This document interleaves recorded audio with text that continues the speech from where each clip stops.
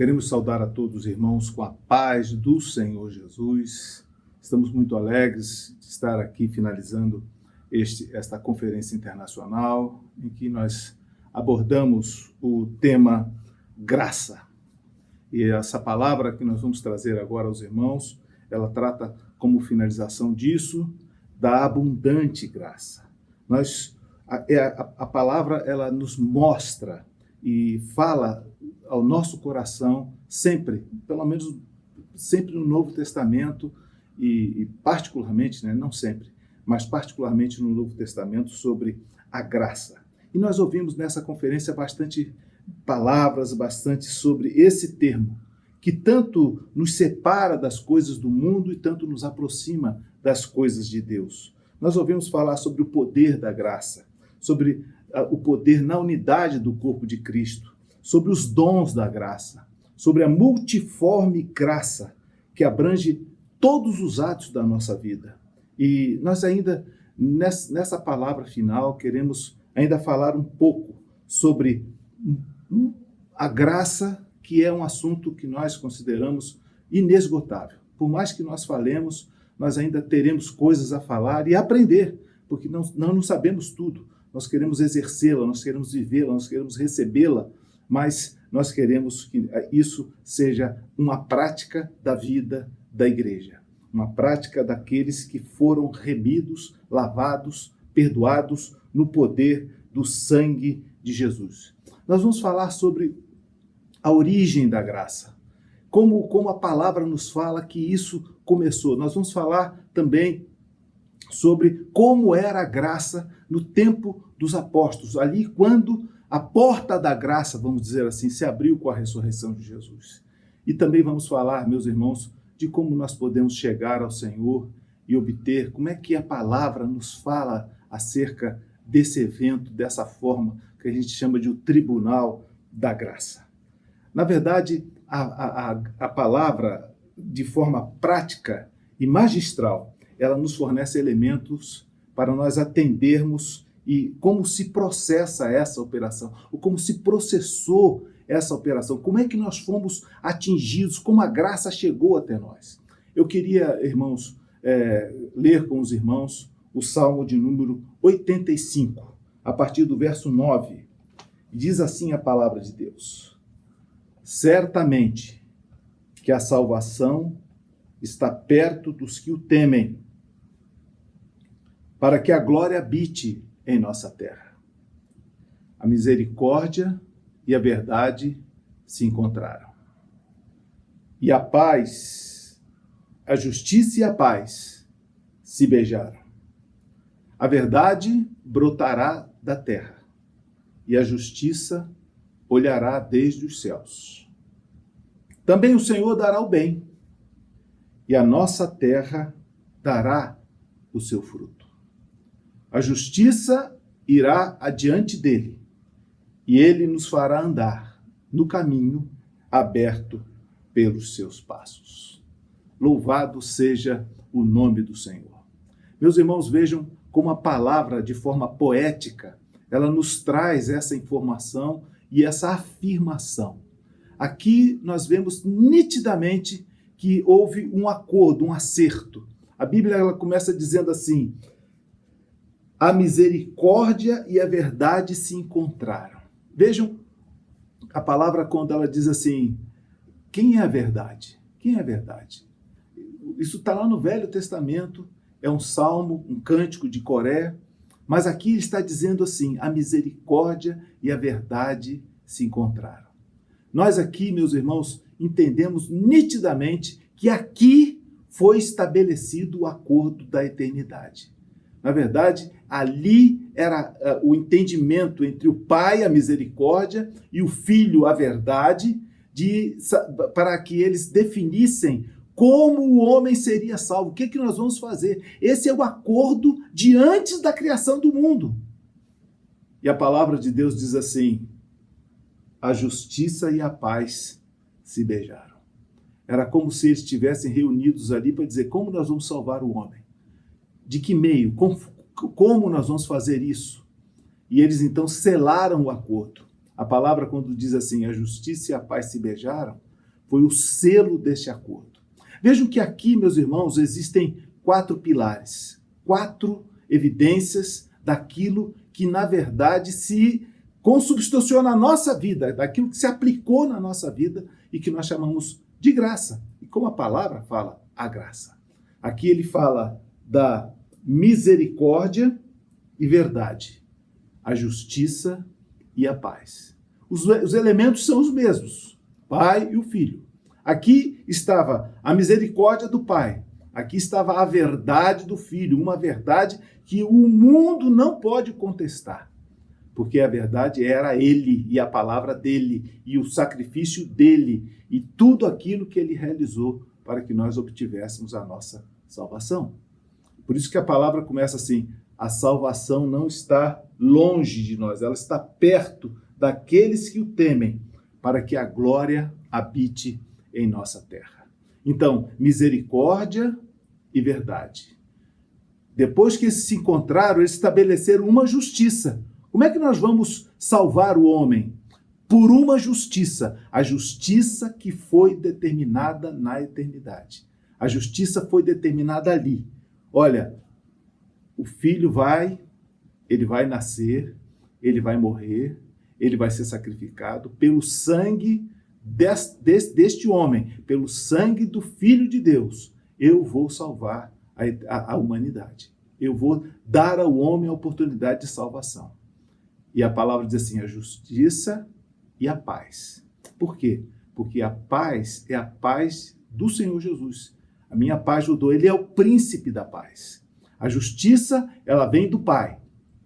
Por isso a palavra, quando ela continua, meus irmãos, ela envolve o Filho, envolve a graça que nos é revelada ali quando ele ressurge, na ressurreição do Senhor Jesus.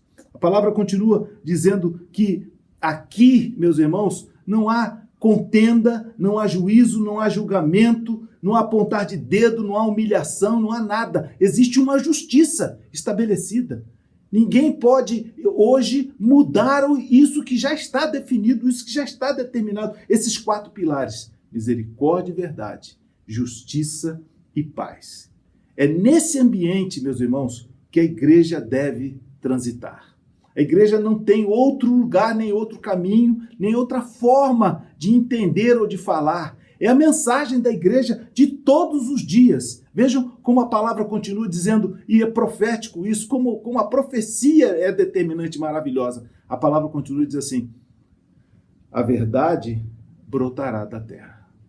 Ela fala de Jesus, que não veio do céu como um anjo, que não apareceu como alguns poderiam imaginar. Não, ele nasceu, ele brotou da terra. Ele nasceu como qualquer homem nasce. Ele nasceu como nós, como homens que somos. A verdade brotará da terra. Só que ele era diferente. Nele havia uma verdade, a verdade que o Senhor determinou que houvesse. A verdade acertada desde a eternidade. E por isso que ele diz assim: eu sou o caminho, a verdade. Ele é a verdade. E a vida. E a vida é a vida que ele veio nos proporcionar, a vida eterna. A palavra diz assim: a justiça olhará desde os céus. Vejam que desde quando a verdade nasceu, desde quando a verdade brotou, a justiça estava ali. A justiça, Deus estava ali olhando e ele estava em todo o tempo determinando com que justiça nós seríamos recebidos, julgados. Por isso o Senhor Jesus falou sempre da morte dele, importa que o Filho do Homem seja morto. Como diz João Batista, né? Eis o Cordeiro de Deus que tira o pecado do mundo. Quando ele fala isso, ele está falando de morte. Porque o Cordeiro que tira o pecado era o Cordeiro que era degolado e morto. E o sangue vertido, aspergido, e ali onde o sangue caía, ele limpava, ele purificava.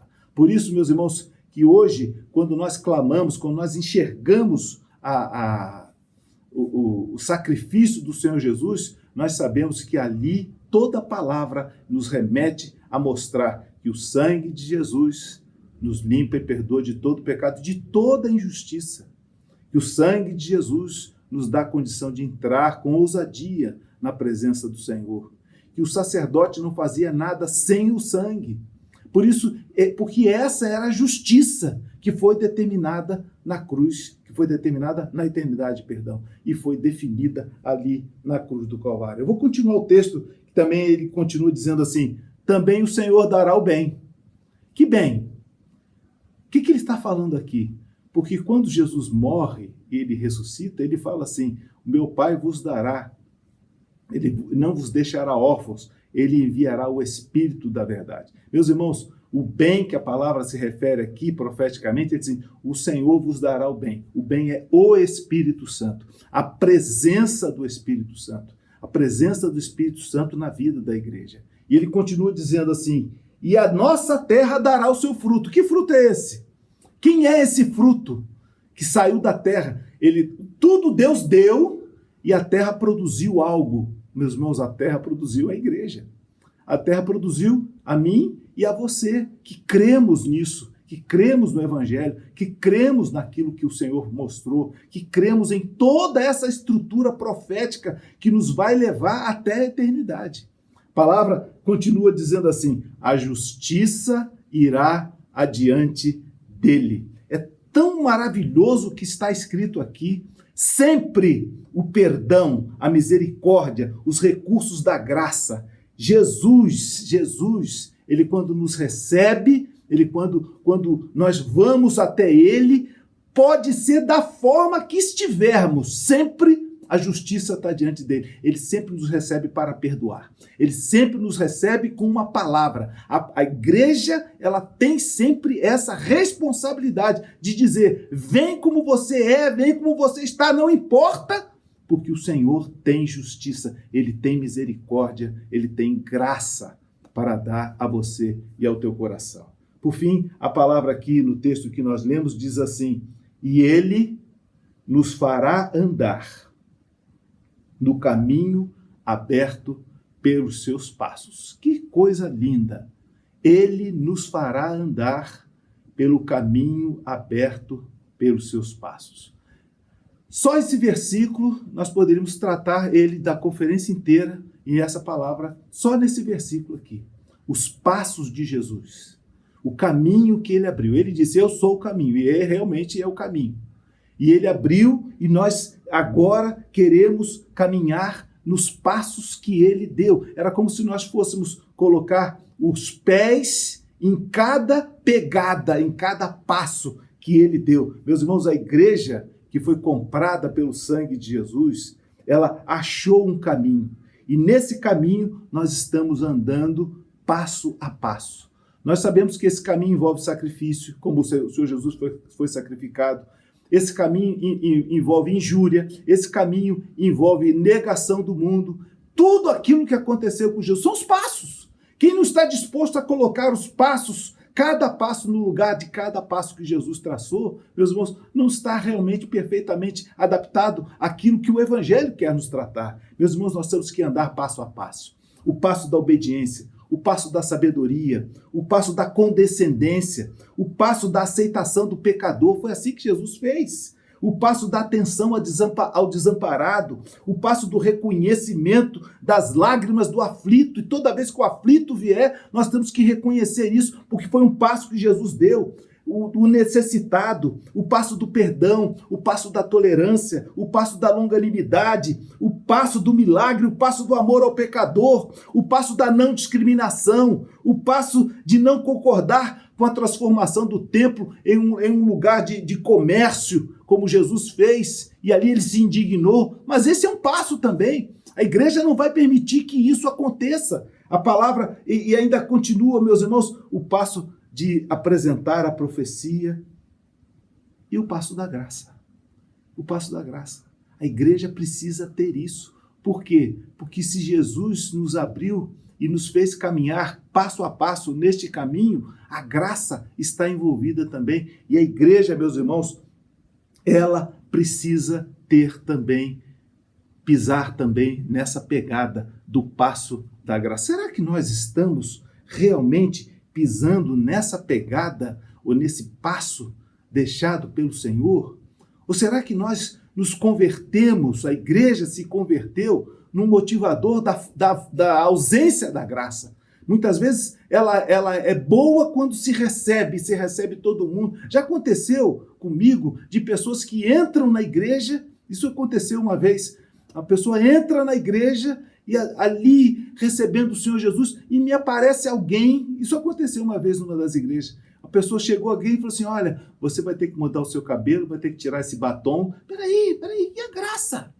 Quer dizer, a pessoa teve um encontro com o Senhor e vem logo a ausência da graça para determinar posturas que não estão ali de forma nenhuma linkadas, não estão reguladas, nem estão ligadas ao que Jesus fez. Mas tem gente assim, tem gente que gosta da ausência da graça. Não, irmãos, a igreja, ela pisa no passo da graça. A igreja sempre, ela vai olhar pela lente da graça. Nós não vamos desprezar, nós não vamos deixar de lado, nós não vamos alijar ninguém do nosso meio, nós não vamos julgar sem que a pessoa tenha como se defender nem falar. Nós vamos sempre olhar pela lente da graça. O corpo, cuja cabeça é Cristo, sempre estará aberto às pessoas. Nós daremos sempre a melhor interpretação e a melhor decisão para cada caso, porque nós não sabemos o que Deus quer fazer. Meus irmãos, a igreja, ela recebe qualquer um e recebe todos. Você sabe por que as pessoas vão à igreja? Por que você pede uma oração? Por que você chega e diz assim, eu preciso de... Toda noite nós temos cultos e depois do culto nós permanecemos, os pastores, numa sala de oração, esperando as pessoas que vêm e nós perguntamos, você tem uma necessidade especial? A pessoa diz, eu preciso disso, oração por isso, oração por aquilo. O que é isso, meus irmãos?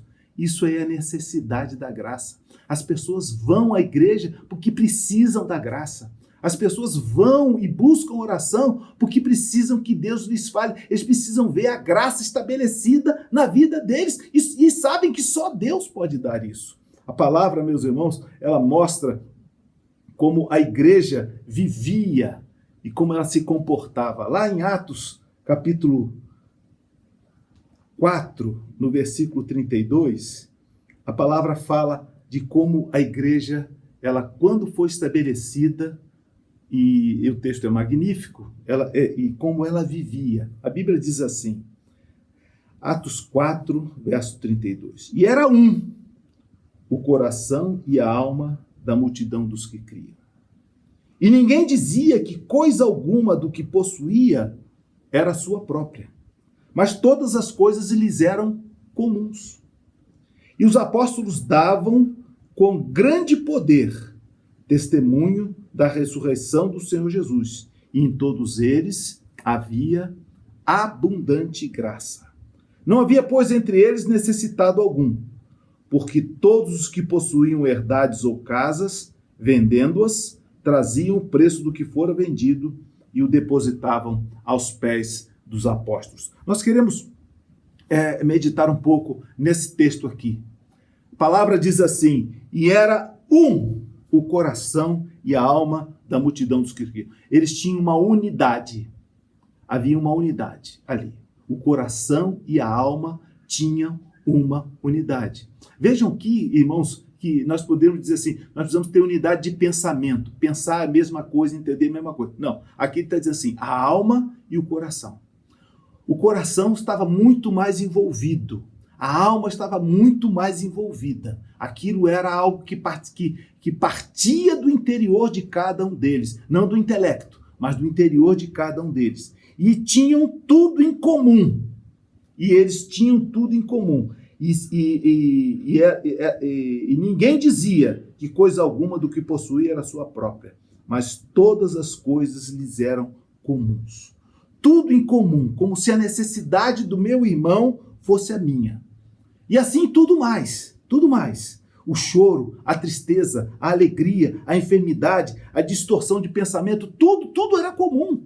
Se você está chorando, eu vou chorar também. Se você está alegre, eu vou alegrar também. Se você está triste, eu vou ficar triste com você também para te alegrar.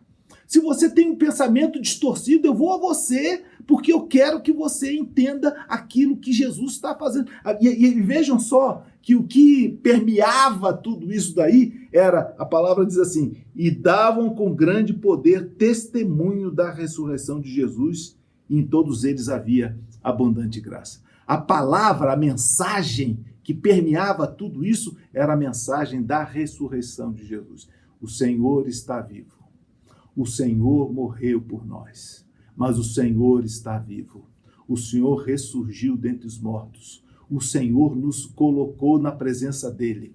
Toda a promessa que ele fez vai se cumprir, porque o Senhor ressurgiu e o Senhor está vivo. Que coisa maravilhosa! Não haviam necessitados. Meus irmãos, e a palavra continua dizendo assim, e em todos eles havia abundante graça. Vejam o que a palavra de Deus está dizendo aqui. A Bíblia, ela não está dizendo que sobre eles descia a graça, que havia graça sobre eles, como se fosse uma herança que o Espírito Santo tivesse dado a eles, de quando em vez, em cada momento ou em cada atitude. Não, mas a Bíblia, ela diz assim, que havia neles, em todos eles, havia abundante graça. A graça não era vinda, mas estava presente neles, naquilo que eles eram, naquilo que eles realizavam, dentro deles, nas palavras deles, no olhar deles, nos pensamentos deles, nas coisas do coração.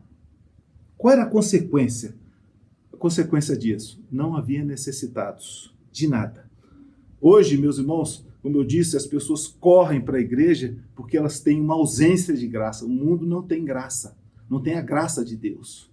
Mas eles precisam da graça. Há pessoas assim, que correm para dentro das igrejas à busca da graça, porque eles precisam dessa bênção. A graça, ela não aparece só no primeiro momento que eles entendem a igreja, porque a igreja no primeiro momento, ela é linda, tudo é bom, tudo é ótimo, daqui a pouco começam a vir as imposições na apresentação de um Deus que julga, que cobra, se você não fizer assim, vai ser assado, se você não realizar assim, não fizer dessa forma, Deus vai te julgar, Deus não vai se agradar de você, Deus está te reprimindo. Meus irmãos, o início é uma beleza, depois a graça se perde e ela dá lugar ao evangelho do medo, e as pessoas então começam a entender um Deus julgador, um Deus de juízo, que não é o Deus a quem nós servimos, né?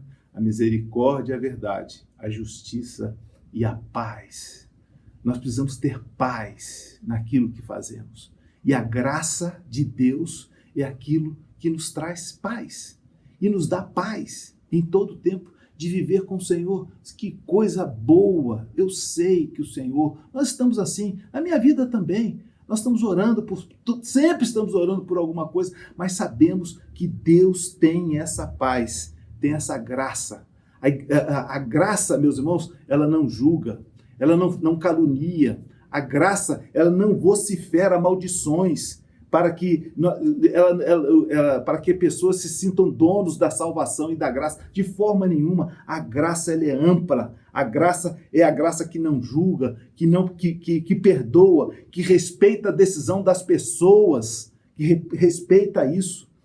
Jesus, ele nunca aprisionou ninguém. Vamos dizer assim, vem só aqui. Não, vai, a tua fé te salvou. Vai. Ele não submete, ele não controla. Mas a graça, meus irmãos, ela é salvadora, ela é libertadora. Nós precisamos receber da graça, mas precisamos também ter a graça. Nós precisamos também usar a graça. Nós precisamos também viver com a graça. Dos nossos momentos. Quando olhar alguém e tal. Eu me lembro de uma ocasião, irmãos, me permitam contar essa experiência. Eu estava chegando ao culto de um domingo à noite na igreja. Na esquina da igreja havia um diácono de plantão me esperando e ele me parou ali na esquina e falou assim: pastor, não vai para a igreja não. Eu falei, por quê? Tem um bandido ali na igreja, um traficante, depois eu vim saber que era assassino, quer dizer, era uma pessoa procurada pela polícia. E ele estava na igreja, na porta da igreja, e ele se apresentou para alguém, e alguém, inadvertidamente, disse o meu nome. Então ele já sabia quem ele devia esperar. E eu fiquei ali, parei o carro, falei, bom, o que eu faço? O que eu faço? Chamo a polícia? Se eu chamasse a polícia, ele ia ser preso, porque ele certamente era procurado pela polícia. Eu chamo a polícia, o que eu faço? Pedi para minha família descer, minha família desceu, foi para dentro da igreja, ele não a conhecia, e eu ali, assim, naquela situação de uma decisão iminente, eu abri a palavra. Eu pensei, vou na polícia e vou chamar. Abri a palavra, o senhor diz assim, a sabedoria já edificou as seus 7 colunas e tal. Eu falei, isso não é sábio mesmo, eu vou trazer um escândalo para frente da igreja. E eu falei, sabe de uma coisa, eu vou enfrentar isso. Peguei o carro, estacionei na frente da igreja, desci do carro, ele chegou e falou assim, o senhor que é o pastor Gerson? Eu falei, sou eu. Ele falou assim, eu quero falar com o senhor. Eu falei, só depois do culto. Assim mesmo. Falei, só depois do culto. Você primeiro assiste o culto e depois eu falo com você. Todo mundo ficou assim, ele também, a determinação, alguém pegou ele, levou ele para dentro da igreja e eu fui, fizemos o culto, eu preguei, e depois do culto eu pedi aos diáconos, vocês assistam a igreja que eu vou atender aquele rapaz lá. Mandei trazê-lo, ele foi lá para trás, ele foi e me contou a história dele. Ele falou para mim assim, eu só aprendi isso na vida, desde os 12 anos que eu sou traficante. Desde os 12 anos foi isso que eu aprendi de meu pai. E agora eu estou sendo perseguido, eu sei que querem me matar, e etc. E tal. Eu falei, o que você veio fazer aqui? Olha, os irmãos, vejam como é que as pessoas precisam da graça. Eu falei, eu queria uma oração e uma Bíblia. Ele não pediu dinheiro, não pediu nada. Eu falei, eu queria uma oração e uma Bíblia. Eu comecei a falar do Evangelho para ele, de Jesus, falei das coisas do Senhor. Ele falou, quer dizer que a gente pode ter uma igreja lá em cima do morro? Eu falei, pode, você pode ter uma igreja lá em cima do morro.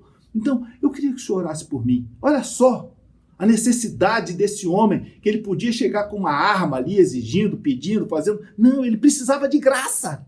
Ele precisava de graça. E nós oramos com ele, demos uma Bíblia a ele. E ainda ele disse assim, eu vou fugir. Ainda fizemos uma coleta ali, ele não pediu dinheiro, mas nós demos um dinheiro a ele. E sabe uma coisa que ele me pediu no final? Ele disse assim, eu queria lhe pedir um favor. Já não tinha mais ninguém na igreja, todo mundo já tinha ido embora. Ele falou assim, sua família está aí? Eu falei, está. Eu queria ver uma família. Olha só, eu queria ver uma família. Aí eu mostrei a ele, minha família, essa aqui é minha esposa, minha filha, meu filho. Mostrei a ele aqueles que estavam conosco ali, os meus filhos. E ele falou assim, amém e tal. Só ora por mim. Orei por ele. Ele entrou no ônibus. Ele queria que eu levasse na rodoviária. Eu não vou levar você em lugar nenhum, não. Você vai pegar um ônibus, você tem dinheiro, pega um ônibus e tal, porque a gente poderia ficar, inclusive, vulnerável. Mas, irmãos, vejam a necessidade de uma pessoa desse mal, dessa fonte, desse meio.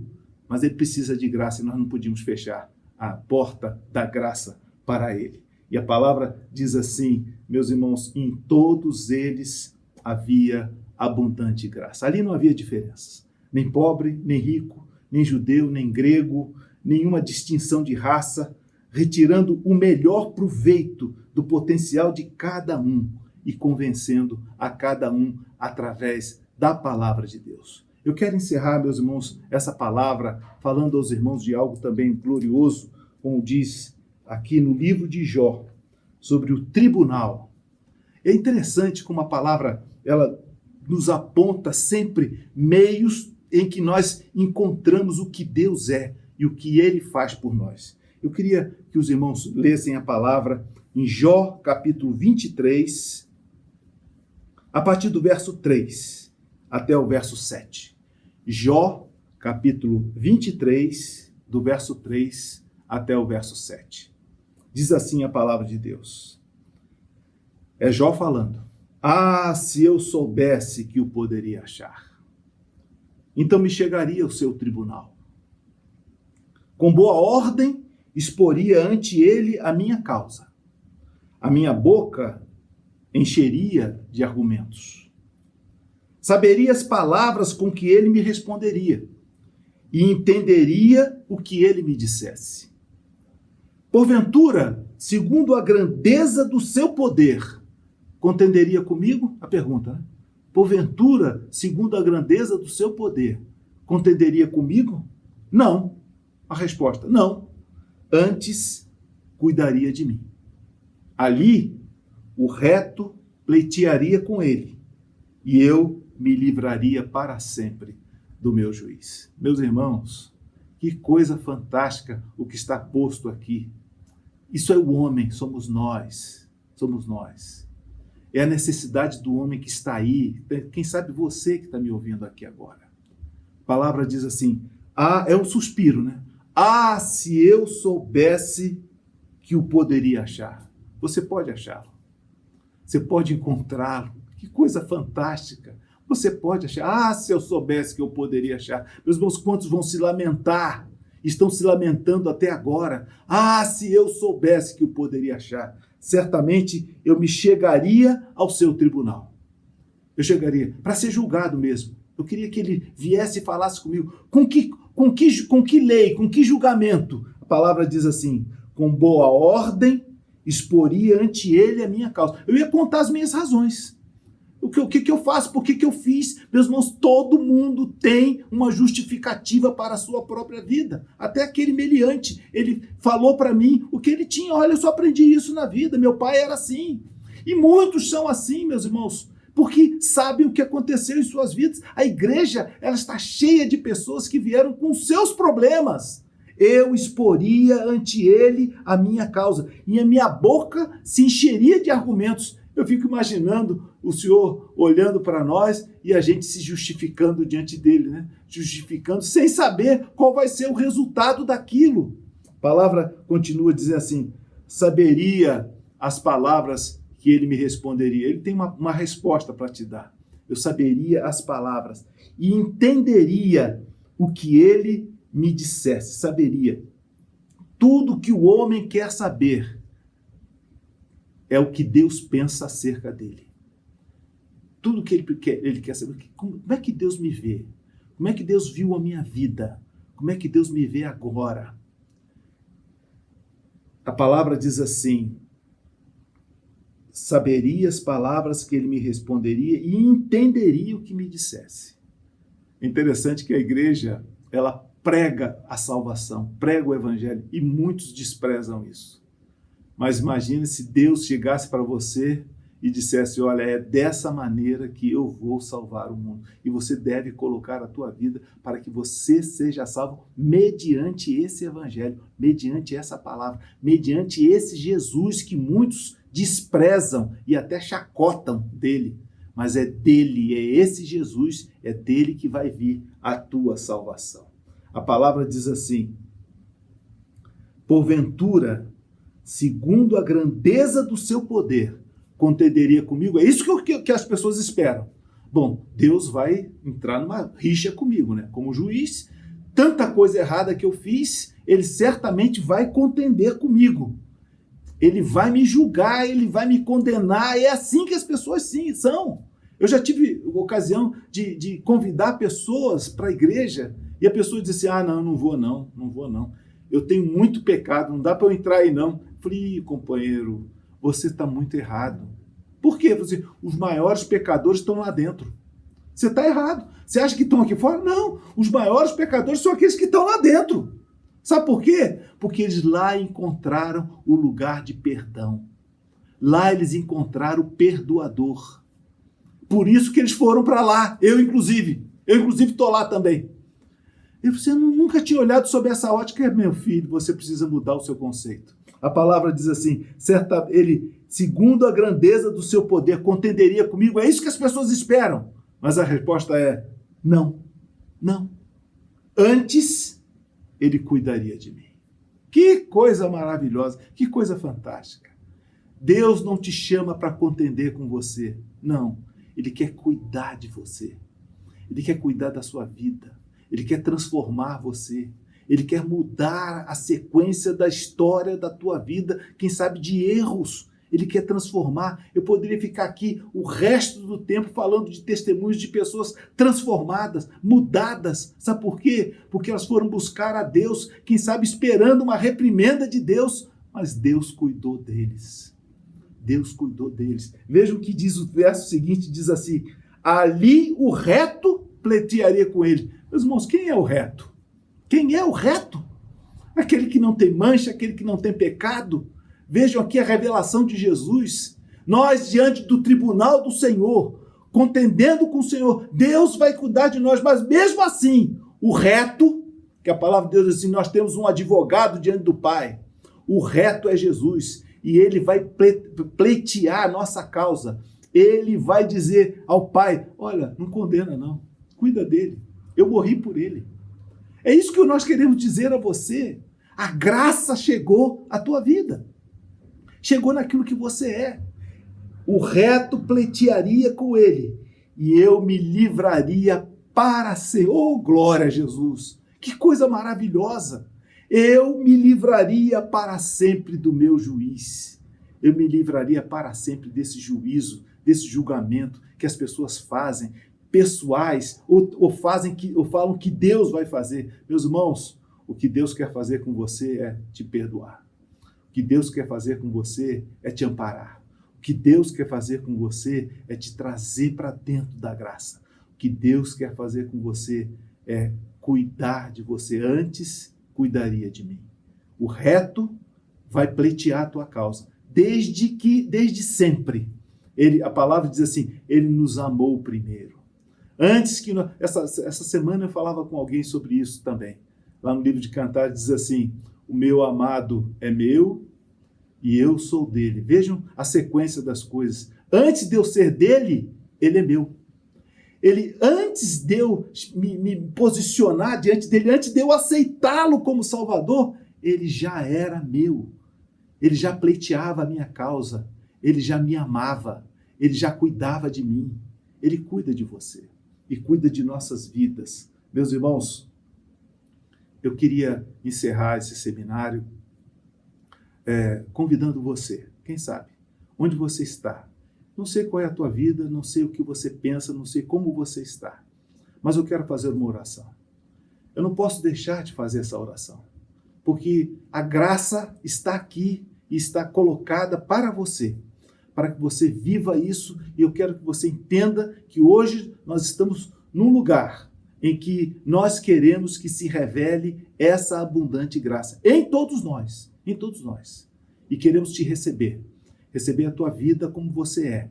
E queremos ensinar a você e mostrar a você quem é o reto, quem é Jesus. O sacrifício dele, o que ele fez, para que você também tenha a sua vida transformada e para que você também se encontre também com dessa forma maravilhosa que Jesus é. Para sempre me livraria do meu juiz. Para que você se livre desse julgamento humano e desse julgamento que impõe a tua cabeça, mas para que você entenda que Deus quer perdoar você de tudo aquilo que passou. Que o Senhor te abençoe, que o Senhor nos abençoe, que o Senhor te dê um dia de paz e de alegria e que você venha e transponha a porta da graça e fique com o Senhor e o Senhor te receba e te abençoe sempre. A todos, a paz do Senhor Jesus.